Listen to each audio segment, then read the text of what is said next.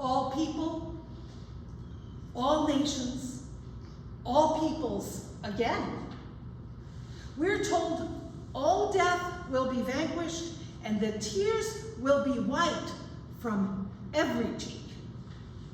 Notice, all, every.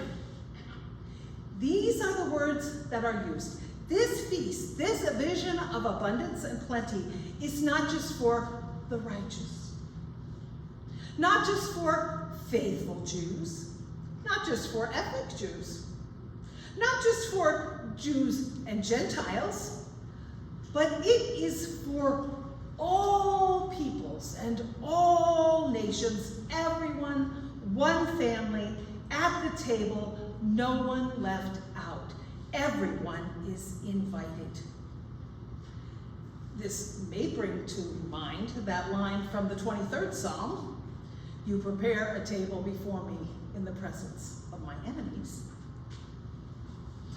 But God's dream is a dream for everyone. Everyone living in peace and plenty and sharing together. It's far greater than anything we can expect from the results of an election. Dr. Martin Luther King Jr. described the dream this way. The dream is one of equality and opportunity, of privilege and property widely distributed.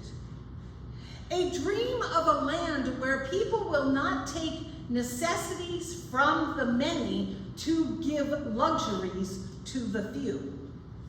A dream of a land where people do not argue that the color of a person's skin determines the content of their character.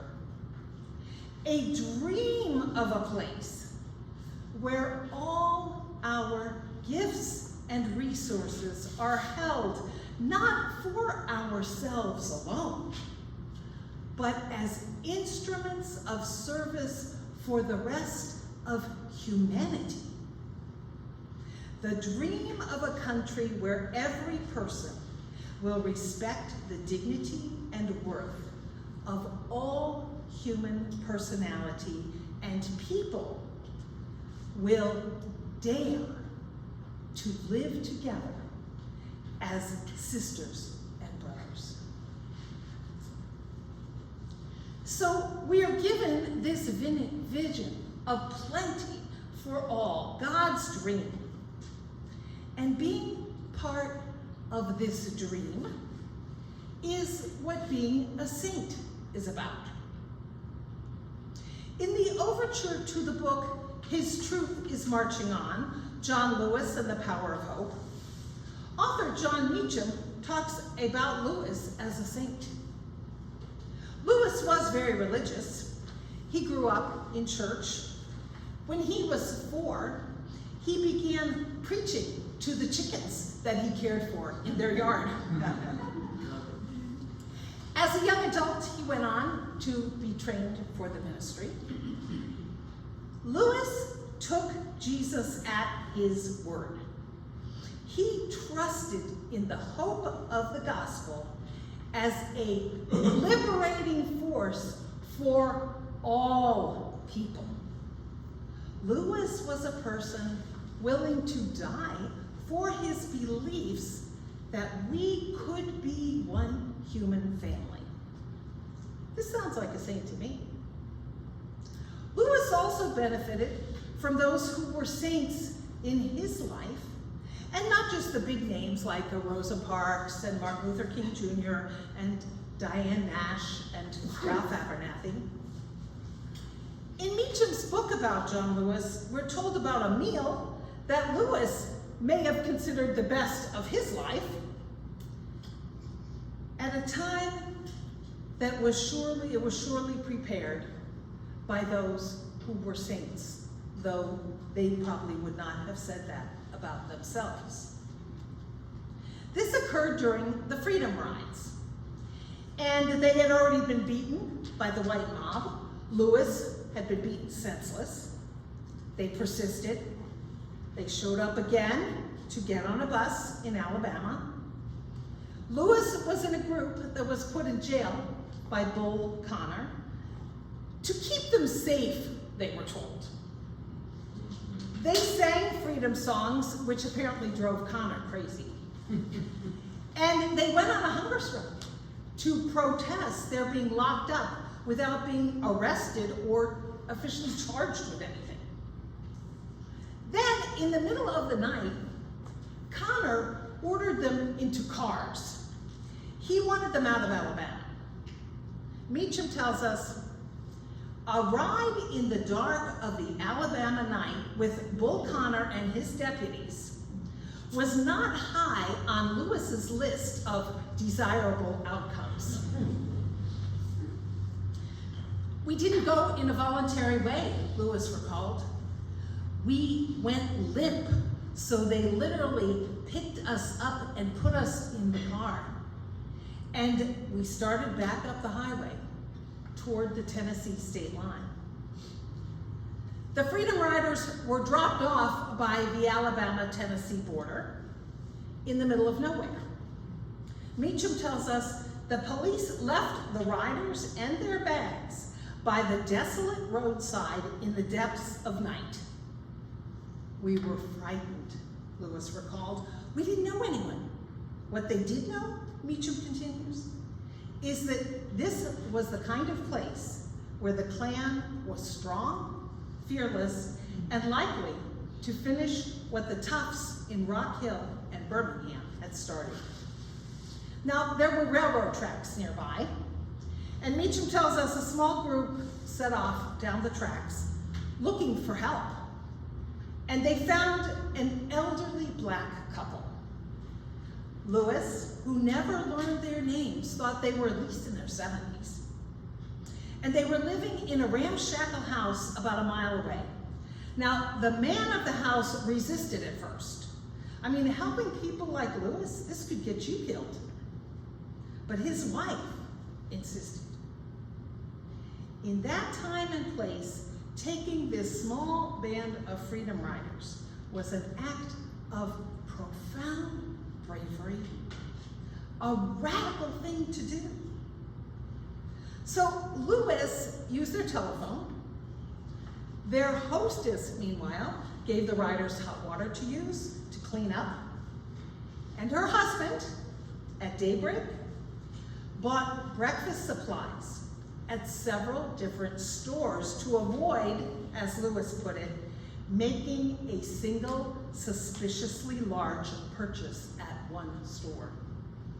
So he came back with bread, bologna, cheese, and eggs, and to these famished students, it was a feast.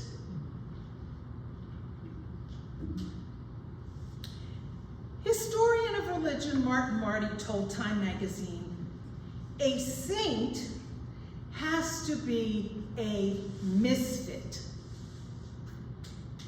a person who embodies what his culture considers typical or normal cannot be exemplary.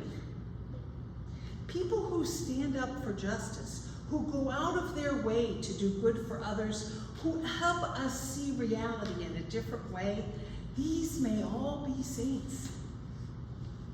It sounds like the people who took in Lewis and those Freedom Riders that dark night by the Alabama-Tennessee border were saints. So as we think about saints today, we are not thinking about being perfect.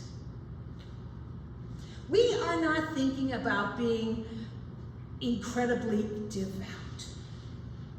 We are not thinking about doing something considered magically miraculous. We are thinking about people who challenge the reality that we are in by, in some way, showing us a glimpse, at least, of this greater dream of God for us, for our world, and for our life together. So I'm going to tell you about an experience I had recently with someone I consider a saint. It was when my hair fell out due to my chemo treatments for breast cancer. There were just a few wisps left. And I made an appointment with Ronnie, the person I'd gone to cut my hair, ever since he was recommended to me by former LUCC member Yoko Nogami. So I went to Ronnie for a haircut, and I've been told, well, they're gonna shave your head, and that's how you just have to have it until you're finished with all this. So I'm going to Ronnie for this haircut. My husband Jeff questioned me. Why was I going to get a haircut to pay money to have my few little wisps trimmed? He said, surely I could do that, or you could do it. Or we can get out the electric clippers. I went to my appointment with Ronnie. I told him about my situation when I made the appointment. So I got there and I sat down in the chair. He examined my hair and my scalp very carefully. Then he got the scissors out. Not the electric clippers. No, he got the scissors out and he said, I'm going to give you a pixie haircut. I told him that's always what I had when I was a young child, always a pixie. So Ronnie proceeded to cut, and to cut, and to trim, and to cut. He did get out the electric razor, trimmed up the sides and the edges. Then he went over it all again, cutting each hair, just so. I mean, you'd think that he was getting the Queen of England coiffed for her coronation. I sat in that chair for well over an hour. There was no blow dry necessary. It was one of the longest haircuts I've ever had. Then, when we went to the desk so that I could pay, he said, I'm lowering my fee for you today. Which he did. And I paid, and I didn't tip because I didn't want to undermine his sense of generosity. And when I got home, my skeptical husband was converted and declared, that looks great. So to me, Ronnie is a saint. He went about things a different way, not the way everyone told me it would be handled. He gave me a glimpse of a different reality, a different way that people could be with each other, a different way that people could care for each other and think about each other and treat each other, even though it was such a simple matter.